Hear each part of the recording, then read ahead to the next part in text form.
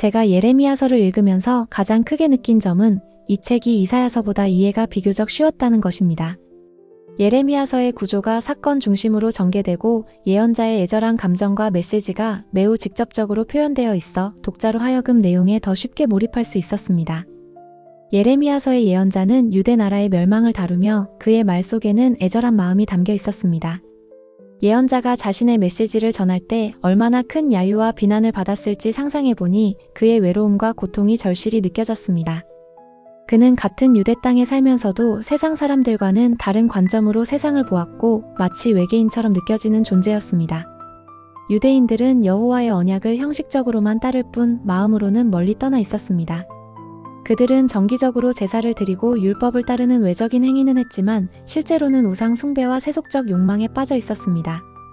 예레미야서 7장 9절에서 너희가 도둑질하며 살인하며 간음하며 거짓 맹세하며 바알에게 분향하며 너희가 알지 못하는 다른 신들을 따르면서도라는 구절이 이를 잘 보여줍니다. 겉으로는 여호와를 섬기는 것처럼 보였지만 그들의 마음은 하나님께 온전히 향하지 않았습니다.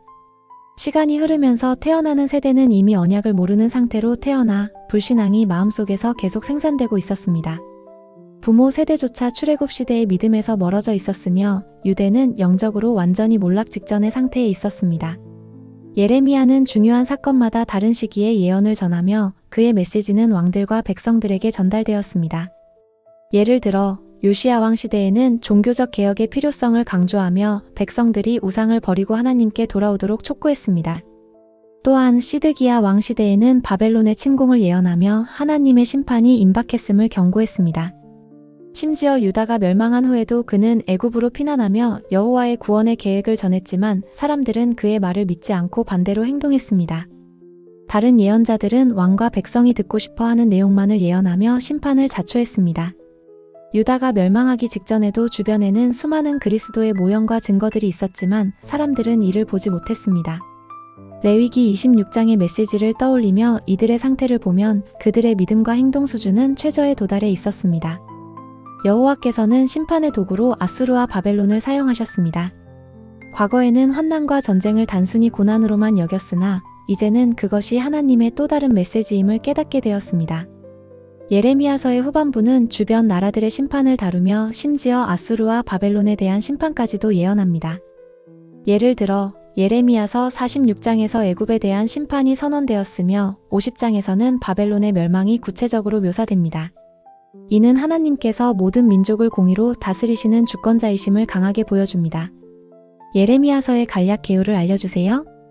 예레미야서는 선지자 예레미야에 의해 기록된 책으로 주로 유다 왕국의 멸망과 그 이후의 회복에 대한 메시지를 담고 있습니다. 예레미야는 주전 7세기 말에서 6세기 초에 활동했으며 당시 유다 왕국은 국제적으로 아수르의 쇠퇴와 바벨론의 부상 사이에서 어려운 외교적 위치에 놓여 있었습니다. 이러한 상황 속에서 유다는 이집트와 바벨론 사이에서 흔들렸으며 내부적으로는 종교적 타락과 사회적 불의가 만연했습니다. 예레미야서의 주요 주제는 유다 백성이 여호와와 맺은 언약을 깨뜨린 결과로 임하는 심판과 그럼에도 불구하고 하나님께서 여전히 회복의 계획을 가지고 계심을 보여주는 것입니다. 예레미야는 유다 왕들과 백성들에게 하나님의 말씀을 전했으며 그의 메시지는 주로 심판과 회개의 촉구로 이루어져 있습니다. 그러나 이러한 경고는 거의 받아들여지지 않았고 예레미야는 동시대인들로부터 심한 박해와 조롱을 받았습니다. 예레미야서의 기록 목적은 유다 백성들에게 그들의 죄악과 불순종으로 인해 닥친 심판의 이유를 설명하고 하나님의 구원의 약속을 상기시키는 데 있습니다. 보라 날이 이르리니 내가 이스라엘 집과 유다 집과 새 언약을 세우리라. 예레미야 31장 31절의 구절은 이러한 목적을 강력히 드러냅니다. 이는 단순히 심판에 그치지 않고 회복과 소망을 약속하시는 하나님의 사랑을 보여줍니다. 그는 유다의 멸망이 단순한 재난이 아니라 하나님의 주권적 계획의 일부임을 강조했습니다. 메시지의 대상은 유다의 왕과 지도자들 뿐 아니라 일반 백성들까지 포함되며 이들에게 하나님의 뜻을 이해하고 회개를 촉구하려는 것이 주된 목적이었습니다. 예레미야서가 전달하는 메시지에 대한 당시 사람들의 반응은 대체로 부정적이었습니다. 그들은 예레미야를 배척하고 오히려 자신들이 듣고 싶어 하는 말을 해주는 거짓 예언자들을 신뢰했습니다. 이러한 반응은 유다 백성의 영적 상태가 얼마나 깊이 타락했는지를 보여줍니다. 하지만 예레미야는 이러한 어려움 속에서도 하나님의 말씀을 끝까지 전하며 미래의 회복과 새 언약에 대한 소망을 선포했습니다. 예레미야서와 유사한 내용으로 다른 성경과 비교해 주세요. 제가 예레미야서를 읽으며 구약의 이사야서와 에스겔서를 떠올리게 되었습니다. 이사야서는 예레미야서와 마찬가지로 심판과 회복의 메시지를 담고 있지만 두 책은 강조점에서 약간의 차이를 보입니다. 이사야서는 하나님의 위대함과 장차 올 메시아의 구원 계획에 초점을 맞추는 반면 예레미야서는 멸망 직전 유다 백성의 영적 상태를 구체적으로 고발하며 회복의 메시지를 더 절박하고 개인적인 어조로 전달합니다.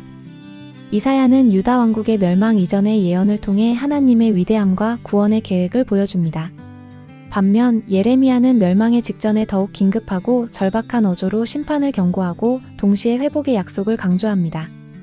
에스겔서는 유다가 이미 멸망한 후 포로 생활 중에 기록된 책으로 예레미야서가 다루는 심판과 회복의 주제를 포로된 백성들에게 적용하며 더욱 희망적인 메시지를 제공합니다. 신약 성경에서는 마태복음과 요한계시록이 예레미야서와 유사한 주제를 다룹니다. 마태복음은 특히 예레미야서의 새 언약 개념과 연결됩니다. 예레미야서 31장에서 하나님이 새 언약을 통해 사람들의 마음에 율법을 새기실 것을 약속하셨듯이 마태복음 26장에서 예수님께서는 성만찬 중에 이것은 죄사함을 얻게 하려고 많은 사람을 위하여 흘리는 바 나의 피 곧 언약의 피니라 마태복음 26장 28절이라고 말씀하십니다. 이는 예수님께서 자신의 죽음을 통해 새 언약을 성취하셨음을 보여줍니다.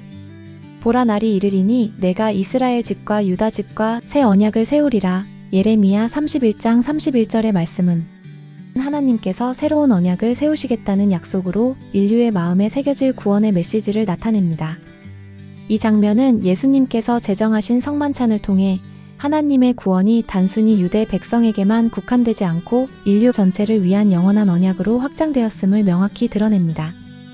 예레미야의 새 언약 메시지가 예수님 안에서 완전한 성취를 이룬다는 사실은 모든 신약 성경의 중심 메시지로 연결됩니다. 요한계시록은 하나님의 심판과 회복이라는 주제를 다루며 예레미야서의 종말론적 메시지와 맥락을 같이 합니다. 요한계시록은 하나님의 최종적인 심판과 새 하늘과 새 땅의 약속을 통해 예레미야서가 예언한 회복의 약속이 궁극적으로 실현됨을 보여줍니다. 예레미야서에서 바벨론에 대한 멸망의 예언인 50장은 요한계시록에서 큰 바벨론의 멸망 요한계시록 18장과 연결되며 하나님의 정의로운 심판이 모든 악을 무너뜨리실 것을 선포합니다. 또한 예레미야서가 약속하는 새 언약은 요한계시록 21장에서 새 하늘과 새 땅의 영원한 언약으로 확장되어 완성됩니다. 예레미야서는 구약과 신약을 아우르는 연결고리로서 심판과 회복 그리고 그리스도 안에서 성취되는 하나님의 계획을 통합적으로 이해할 수 있게 해주는 중요한 책이라고 느껴졌습니다. 예레미야서에 나타난 그리스도의 모형은 무엇인가요? 예레미야서에서는 여러 모형과 예언을 통해 그리스도의 사역이 예표됩니다.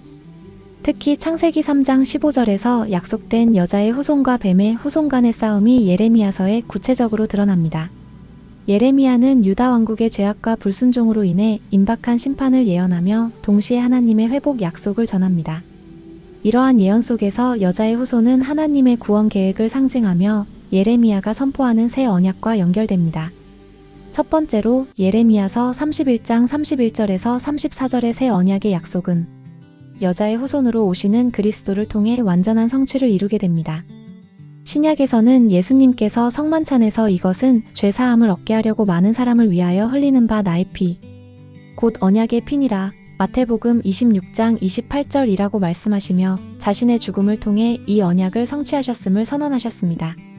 또한 히브리서 8장 10절에서는 내가 나의 율법을 그들의 생각에 두고 그들의 마음에 이것을 기록하리라는 말씀을 인용하며 새 언약이 그리스도를 통해 실현되었음을 확증합니다. 하나님께서 새 언약을 통해 그들의 마음에 율법을 새기실 것을 선포하며 이는 단순히 외적인 종교적 행위를 넘어 인간의 내면을 변화시키는 구원의 계획을 상징합니다. 예수님께서 십자가를 통해 완성하신 구속사역은 이러한 메시지를 온전히 이루는 사건입니다. 두 번째로 예레미야가 지속적으로 선포한 의로운 가지에 대한 예언인 예레미야 23장 5절에서 6절은 그리스도를 직접적으로 예표합니다. 다윗의 집에서 공의로운 가지가 나올 것이라는 이 예언은 누가복음 1장 32절에서 33절까지 천사가 마리아에게 예수님이 다윗의 왕좌를 이어받아 영원히 통치하실 것을 예고한 장면과 연결됩니다. 이로써 예수님은 다윗의 후손으로 오셔서 공의와 정의로 세상을 다스릴 왕으로 성취되었습니다. 여호와 우리의 의라 불리는 이 가지는 다윗의 혈통에서 나올 왕으로서 그의 공의와 정의로 나라를 다스릴 것을 약속합니다. 이는 예수님께서 다윗의 후손으로 오셔서 온전한 의를 이루신 사역과 연결됩니다.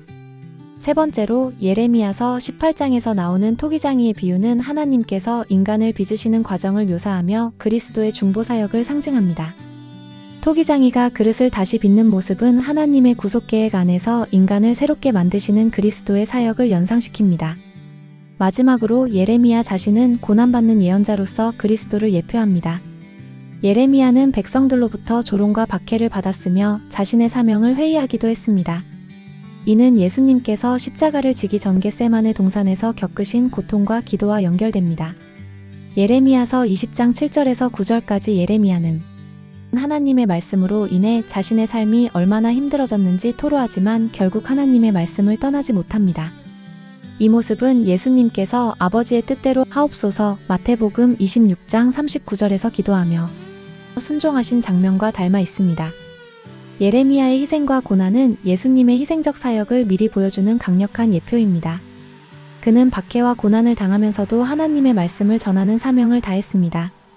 이러한 모습은 고난받는 종으로서 십자가의 길을 가신 예수님의 삶을 떠올리게 합니다. 예레미야서 20장 7절에서 9절까지 예레미야가 느낀 고통과 하나님의 말씀에 대한 열정은 예수님께서 인류의 구원을 위해 겪으신 희생과 연결됩니다. 이처럼 예레미야서에는 다양한 방식으로 그리스도의 모형이 드러나며 이는 구약에서 신약으로 이어지는 하나님의 구원 계획을 이해하는 데 중요한 단서를 제공합니다. 예레미야서에 나타난 사탄의 공격은 무엇인가요? 예레미야서에서는 사탄의 전략과 공격이 다양한 방식으로 나타납니다. 창세기 3장 15절에서 뱀의 후손으로 묘사된 사탄의 세력은 예레미야가 전한 하나님의 말씀을 왜곡하고 백성들을 혼란에 빠뜨립니다. 첫 번째로 사탄의 공격은 거짓 예언자들을 통해 이루어졌습니다. 이들은 백성들에게 평강하다라고 반복적으로 말하며 임박한 심판의 현실을 가리고 잘못된 안도감을 주었습니다. 예레미야 6장 14절. 또한 하나님께서 전하지 않으신 평화의 메시지를 전파하며 사람들을 오도했습니다. 그들의 행동은 예언자를 가장한 거짓말로 하나님의 뜻을 왜곡시키려는 사탄의 전형적인 전략이었습니다. 거짓 예언자들은 하나님의 이름을 빙자하여 백성들이 듣고 싶어 하는 메시지만을 전하며 진리에서 멀어지게 했습니다. 만군의 여호와께서 이와 같이 말씀하시되 너희에게 예언하는 선지자들의 말을 듣지 말라. 그들은 너희에게 헛된 것을 가르치나니. 예레미야 23장 16절의 9절은 거짓 예언자들이 사탄의 도구로 사용되었음을 보여줍니다. 이들은 평강하다라고 외치며 잘못된 안도감을 심어주는 동시에 백성들을 멸망으로 이끄는 함정을 파놓았습니다. 예레미야 6장 14절. 두 번째로 백성들의 불순종과 완악함은 사탄의 또 다른 전략이었습니다. 그들은 하나님의 경고를 무시하고 우상 숭배를 지속했으며 도덕적 타락 속에서 서로를 억압하고 착취하는 행태를 보였습니다.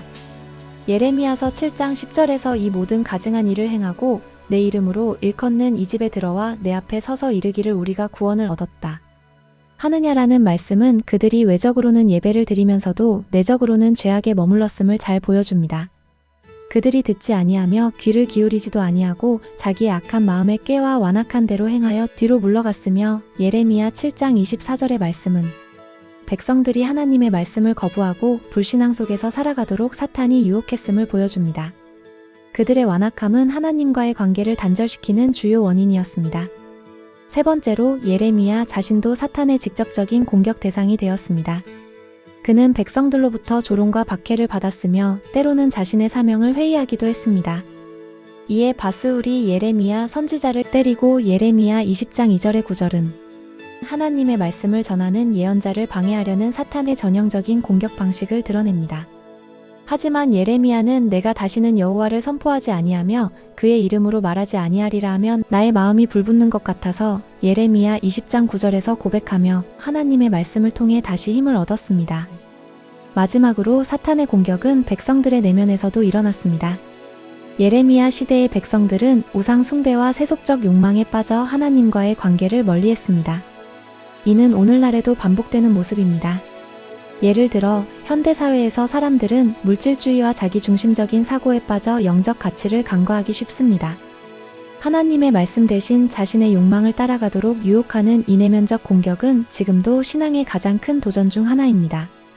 백성들은 여호와의 언약을 형식적으로 따르는 척했으나 실제로는 우상 숭배와 세속적 욕망에 빠져 있었습니다.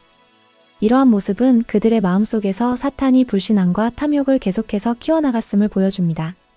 그러나 예레미야는 이러한 어두운 상황 속에서도 하나님의 회복 약속을 선포하며 여자의 후손으로 오실 그리스도를 통해 승리가 이루어질 것을 예언했습니다. 현대인에게 예레미야서를 어떻게 적용할 것인가요? 예레미야서에서 보여지는 하나님의 말씀과 경고는 오늘날 우리에게도 깊은 교훈을 줍니다. 예레미야가 전한 하나님의 심판과 회복의 메시지는 진리에서 멀어진 인간의 삶이 어떻게 하나님의 계획 안에서 새롭게 될 수 있는지를 보여줍니다.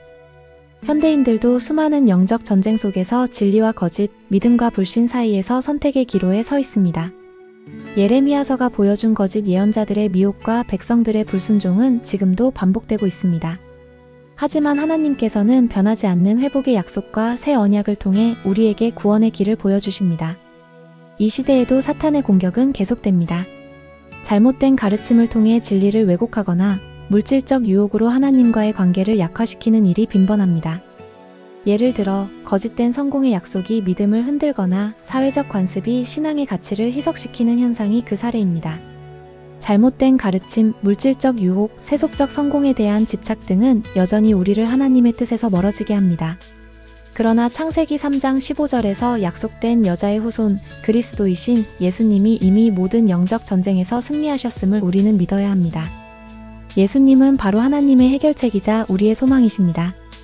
그분은 수고하고 무거운 짐 진 자들아 다 내게로 오라 내가 너희를 쉬게 하리라 마태복음 11장 28절이라고 말씀하시며 우리의 모든 짐을 맡아주십니다. 예레미야가 절망 속에서도 하나님의 회복 약속을 붙잡았던 것처럼 우리도 예수는 그리스도라는 이름을 붙잡아야 합니다. 이 이름을 부를 때 하나님의 능력이 임재하며 절망 속에서도 소망을 찾고 삶의 변화를 경험할 수 있습니다. 예를 들어 경제적 어려움 속에서도 이 이름을 붙들며 기도할 때 마음의 평안을 얻고 문제를 해결할 지혜를 발견한 간증들이 있습니다. 이러한 경험은 우리가 예수는 그리스도라는 이름을 통해 승리의 길을 걸을 수 있음을 증명합니다. 결론적으로 현대인에게도 수많은 영적 전쟁이 있으나 언제나 하나님이 주신 유일한 해결책은 예수는 그리스도입니다. 그러므로 이 이름을 계속 부르며 그 이름의 위대함과 능력을 체험하여 하나님의 은혜를 온전히 누리시기를 바랍니다.